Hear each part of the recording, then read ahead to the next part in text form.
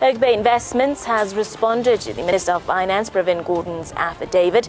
Oakbay says, and I quote, "Today's affidavit is a case of reverse victim syndrome.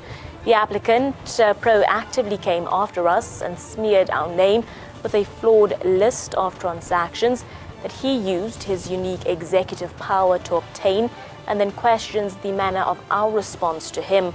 All of this changes nothing. Our bank accounts remain closed, and no evidence exists to prove why that is the case. We look forward to clearing our name in court," unquote. In Oakbay's responding affidavit, it said that the minister's super plus application is riddled with factual and legal errors. Furthermore, the company said that the minister's reliance on the list of 72 purported suspicious transaction reports is misplaced, and the minister's application is supported by a flawed analysis and a faulty factual record.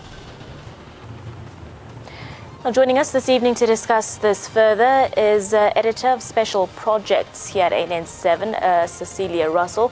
She joins us over the phone line. Good evening to you once again, Cecilia. Can you share more details with us with regards to Oakbay's response, and what do you make of this?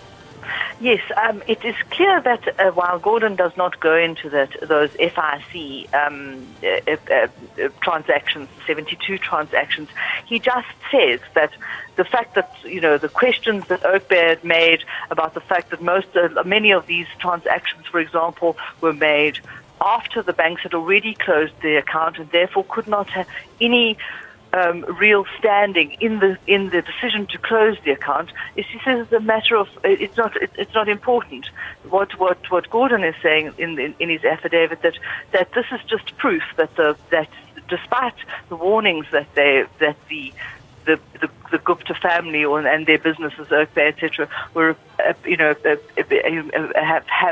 been behaving irregularly, or that in a way that their transactions should be checked.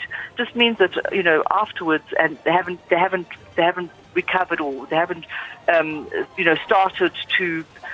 It hasn't taken into account that they are still under surveillance, and that this is proof that in fact the Oakbay is still transacting irregularly. In fact, there is no proof that Gordhan has put on the table that these transactions indicate that that this is irregular transactions.